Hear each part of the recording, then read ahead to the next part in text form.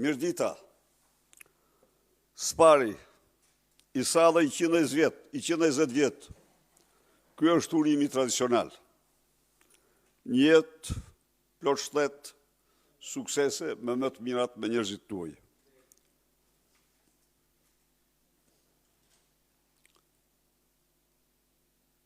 Siç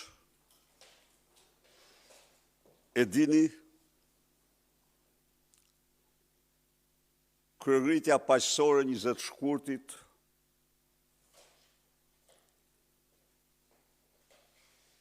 paraqiti para çdo shqiptarve, para çdo shqiptari, dyshën Rama Balluku më të nxirr se kur ndonjëherë. Por kjo nuk ndodhi vetëm para shqiptarve. I rrufeshëm ka qenë pasqyrimi i kësaj kryengritje në mediat më të mëdha të botës. Nga Zelanda e Re, në Alaskë, nga poli veriut në polin e jugut, në të katër anë të globit, pas ajetullave të Teheranit, figurat më të nxirra në mediat botërore kanë qenë Edi Rama dhe Lubi Balluku. Kjo është e vërteta. Ka patur një mirëkuptim të plot dhe total. Nga mbar shqiptar dhe mbar njerëzimi për kryerritjen paqësore të partisë të opozitës shqiptare me 20 shkurt.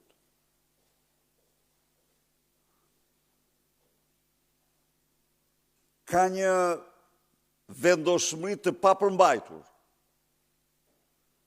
për t'i shkuar gjë në fund këtij misioni me rëndësi të jashtëzakonshme për fatin e Shqipërisë dhe shqiptarëve. Largimin e këtij binomi famëzi nga qeverisja. Ju jeni dëshmitar se si Edi Rama ka bërë ditë të tëra negociata, sekrete të fshehta, për lëkurën e tij dhe të bashkëshortës tij.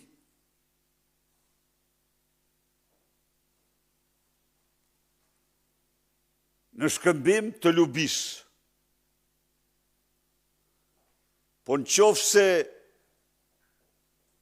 një marrëveshje e tillë arrihet, ky do ishte kapitullimi përfillimtar i drejtësisë.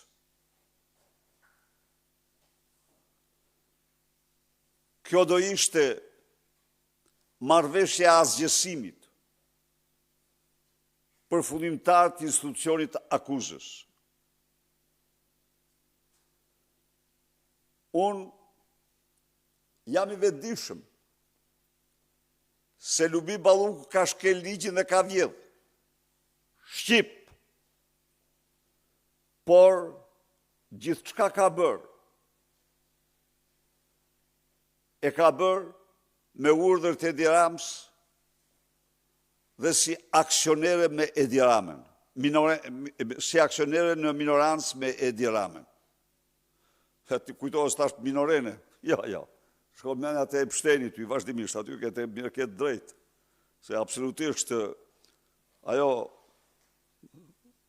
e Gysa-Gasit është një lloj e pështeni shqiptar. Pra, gjithçka është bërë për lëkurën e tij, për familjen e tij. Sot, Në parlament zhvillohet seanca e shtyr 3 muaj. Në shtytje me cilën Lubis ju dha mundësia të shkatroj mira e mira dokumenta, të intimidoj, të kërcënoj me 10 dëshmitar. Ajo aty nuk është. Komshia thot, prej 4 ditësh nuk e kam pa të hyjë në shtëpinë e saj. Tjetër nuk mund të them. Një gjë i them, edhe prapa diellit po të shkosh, do të të gjejmë dhe do të sjellim në Shqipëri. Prandaj mos tento të largohesh nga Shqipëria. Asaj dhe çdo njeriu tjetër.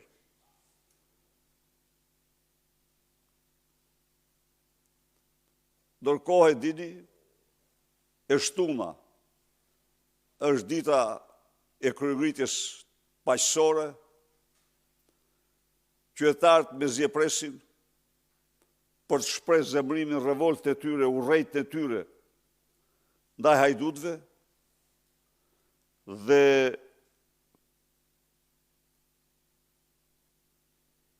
do t'jetë një revolt, një kryengritje, do të thosha nga më të fuqishme ose më fuqishmja që ka njohur vendi. Nuk do jetë e llojit të atyre që keni pa. Tani kryengritja kalon në fazën e diversifikimit të aksioneve dhe veprimtarisë saj. Për të gjitha do informohi në përputhje me vendimet që do merren. Por e shtuna është dita e triumfit të opozitës, e triumfit shqiptarëve mbi hajdutët. Faleminderit.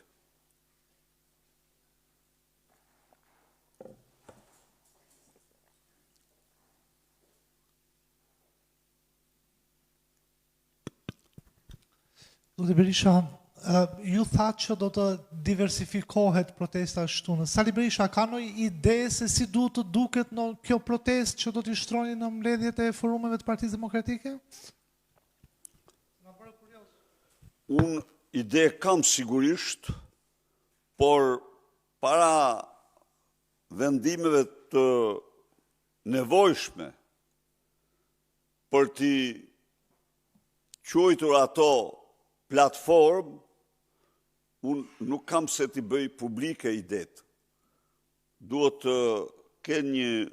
vendosen bashkërisht me bashkëpunëtorët e mi.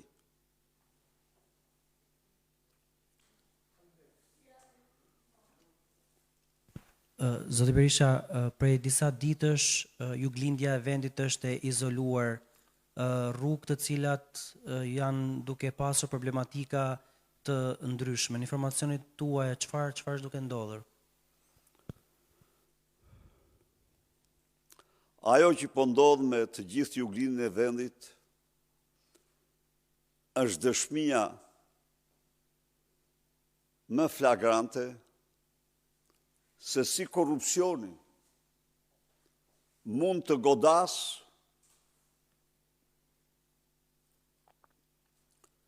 po thuaj 1/3 apo 1/4 e shqiptarëve. Prej 3 ditësh e gjithë juglindja e vendit është e dënuar nga një shembje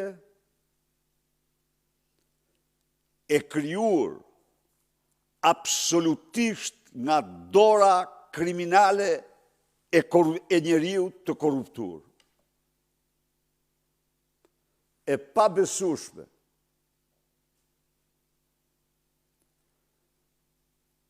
Është një shembje e rrugës dhe urës që s'mund të ndodhë të kur në qoftë se nuk do t'i gryenin lumin dhe mbështetjen e saj në skarpatin në lum. Me pa asnjë model është ndërhyrë në lum dhe është shemb ura, hekurudha dhe rruga. Shembje që s'kan asnjë lidhje, as me motin, as me mbi pesha, po janë krejtësisht nga dora e njeriut. Dhe, si që keni pa, nuk ka mbetur segment rrugë të ndërtuar nga dyshja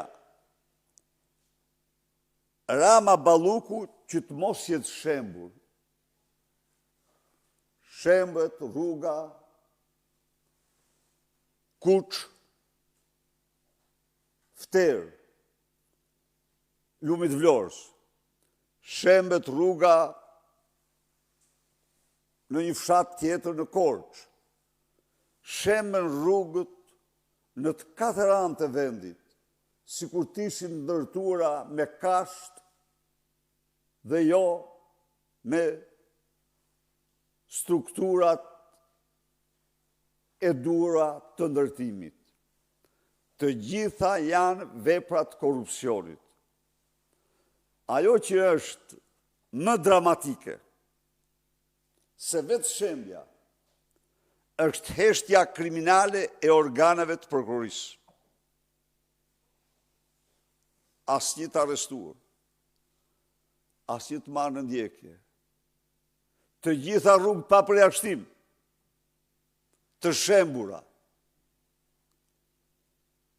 Shembet unaza e Burrelit, shembet rruga e Arbrit,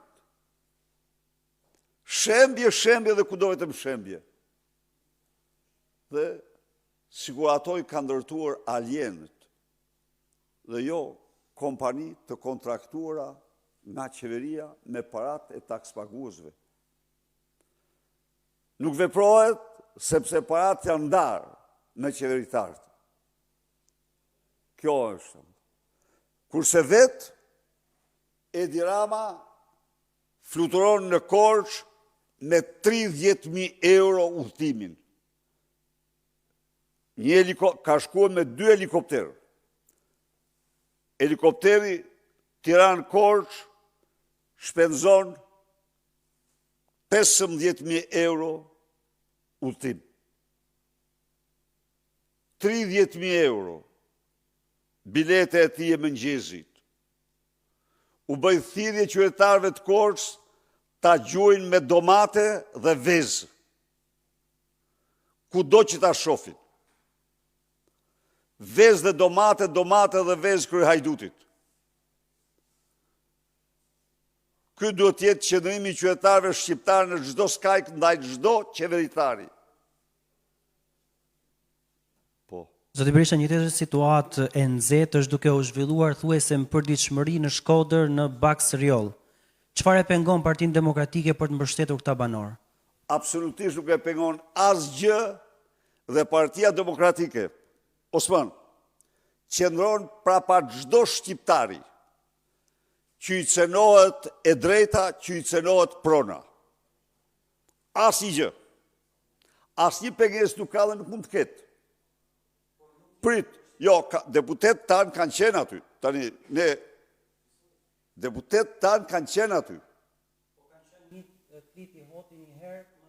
Jo, do më thënë, deputet tanë kanë qenë aty. Në qoftë se ju mendoni se Partia Demokratike do t'jetë pjesë në çdo protestë, kjo besoj se është Partia Demokratike mbështet protestat. Çdo protestë të drejtë. Dhe, të mi gjë këtu,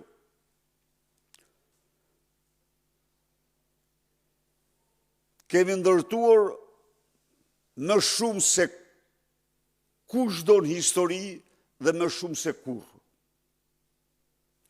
Dhe nuk kemi patur absolutisht, përveç se në një rast, asnjë protest nga pronarët për shpronësimin e tokave të tyre.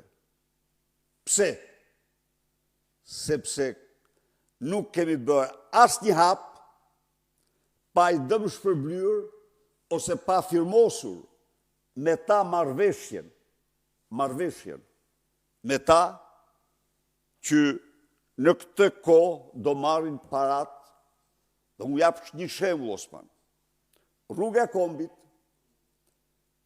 Kombit, me gjerësinë e saj 27 metra dhe plus rezerven, ka bërë shpronësimet më të mëdha.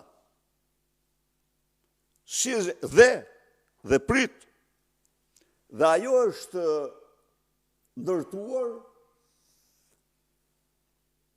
ndërto dizajn. Do më thënë, bëj dizajnin, ndërtoj, pastaj dizajnin, ndërtoj, në këtë mënyrë, sepse duhet përfundonte.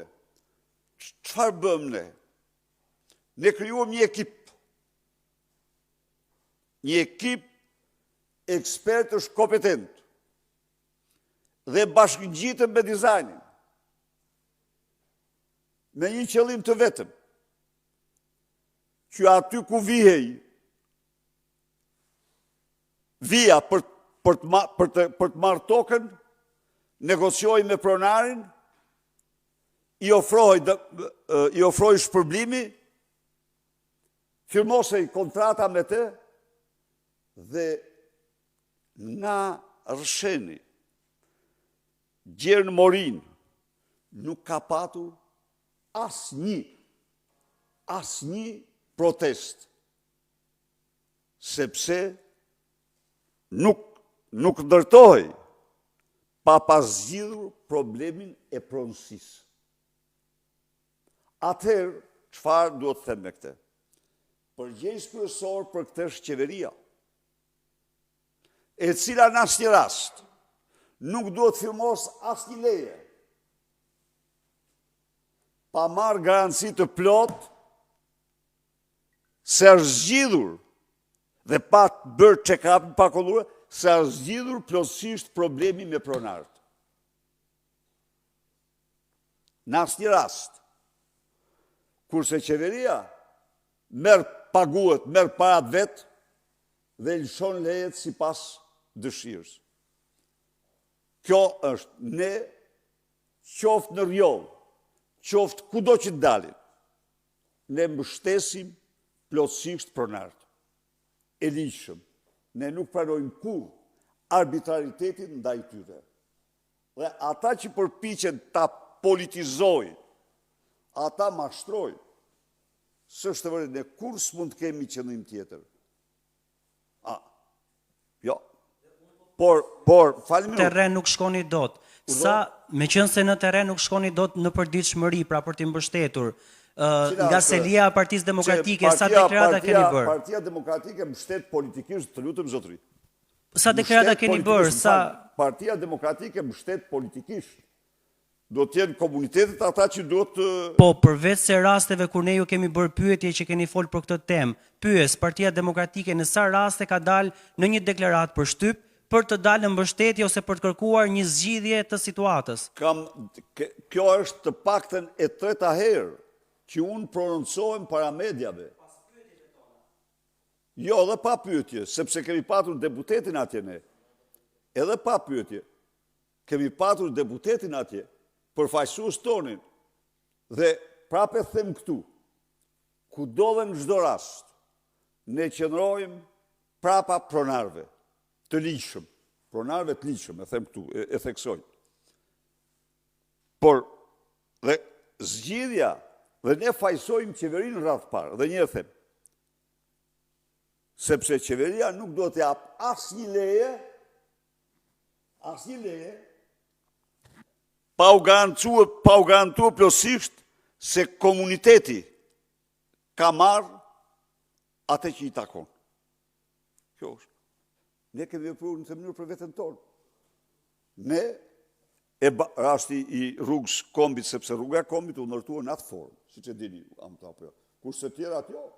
Tjera i bëj projekti, shpronsoj njërë nga Alfa kështu, dhe në 8 vite 11.300 km rrugë, qindra shkolla, kopshte, kanalizime, ujësjelsa, të vetmen përplasje që kemi patur, kanë qenë banor të shkolla teknologjike, të cilve edhe atyre u ofruam sa po paraqiten ankesat, që ishte një problem ligjor, u ofruam zgjidhjen dhe ata ranë plotësisht dakord.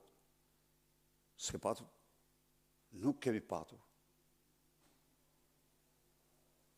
Kjo që ndodhë nuk duhet kur të ndodhë. Dhe nuk mbrojmë asnjëri. Kur them asnjëri. Në mënyrë absolute. Qëndrimi ynë është ky, të zgjidhet problemi me pronart. Pik. Cili do qoftë dhe kush do të qytet.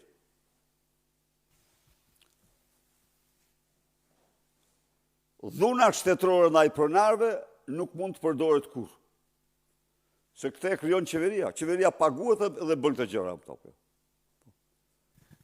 Zoti Berisha, ju tha që keni një plan, një ide për protestën e 28 shkurtit që do t'ja paraqisni kryesisë apo këshillit kombëtar për të marrë një vendim dhe më pas media do të informohen. A varet le të themi dhe skenari i protestës së 28 shkurtit nga qëndrimi i mazhorancës ditën e sotme për zëvendëskryeministrin Balluku dhe në idenë tuaj, a është përfshirë që qëndresa pa ndalim apo ngujimi një pjesë të zyrtarëve të Partisë Demokratike? Faleminderit për pyetjen. Protestat tona nuk kanë në fokus kryesor Ballukun. Fokus kryesor i protestave tona është kryehajduti i Kombit Edi Rama. Balluku është vetëm aksesor i tij. Një aksesor e tij. Është. Por protesta, revolta, kryengritja paqësore është ka në epicentër Edi Ramën për ne. Duhet jemi dhe çdo qytetar duhet ta ketë të qartë. Ai është mater matrix, nëna e nënës të gjitha këtyre aferave që kanë dalë, këtyre gjirizeve që kanë shpërthyer. Pa e dini ju që Akshi është të paktën 3 herë më kriminal, më i rëndë se çdo aferë tjetër. A dini ju se nëse në aferën Balluku janë vjedh taksat e çdo shqiptari, në aferën Rama Balluku, në aferën e Akshit janë vjedh të dhënat personale të çdo shqiptarit. Çdo e dhënë që ka ekzistuar për çdo qytetar shqiptar, në telefonat e tyre, në WhatsApp-et e tyre, në galerit fotografive dhe videove të tyre, në bisedat e tyre, që të gjitha janë plaçkit, pas vendosjes me rastin e bllokimit TikTokut, të atyre aparaturave të kërkimit të thellë, gjithçka është kontrolluar nga lindat e Akshit dhe Edi Rama. Nga bota e krimit.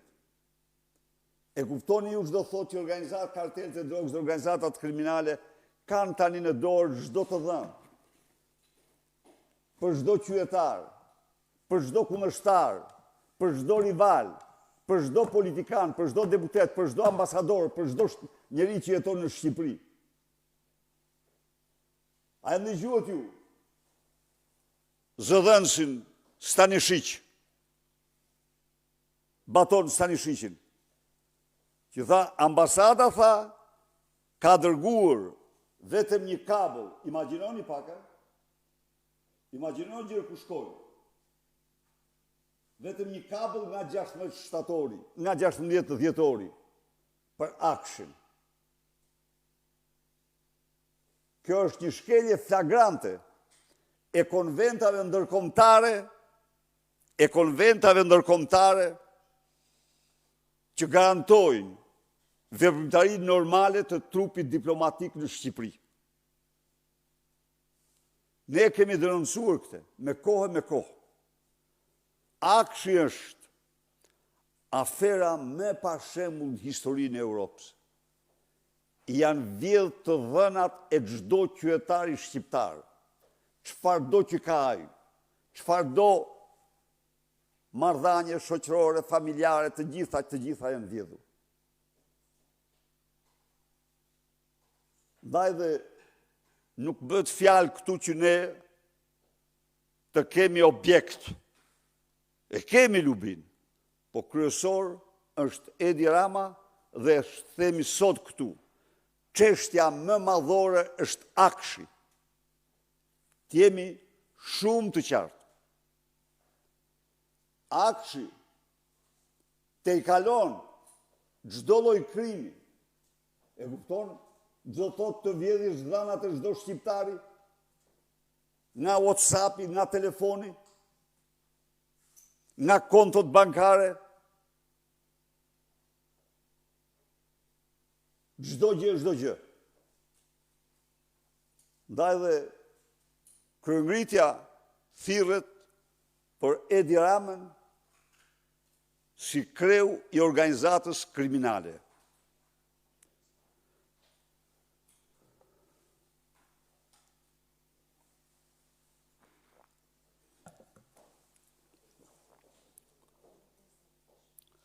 Atëherë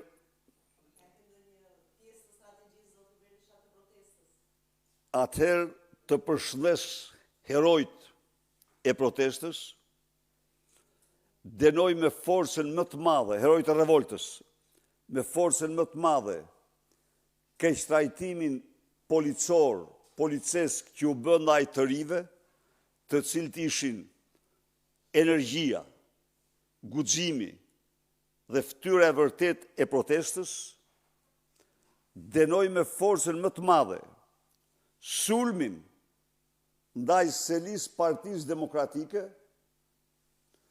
dhe i paralajmëroj Edi Ramën të ndërpres çdo sulm ndaj selis,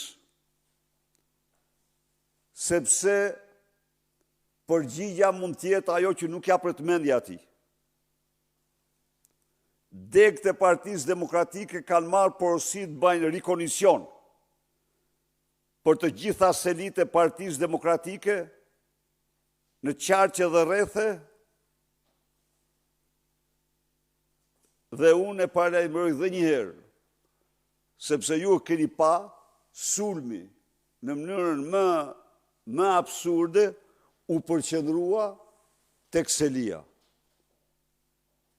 Aty u pozicionuan një grup banditësh me uniformë që qellonin me të gjitha mjetet në drejtim të selis dhe të një grupi protestuesish që ishin në rrugë para selis. Çfarë përbënin ata? Çfarë kërcënimi përbënin ata që qëndronin para selis tyre? Në fakt po sulmoi selia. Dhe unë përsëri them, po Edi Rama ju garantoj ju që për të shtuar kurrën e tij do donte që t'ja digjnin 5 herë selin e Partisë Socialiste aty ku është. Por ajo nuk do ndodh kur don ai. Këtë e siguroj. Faleminderit.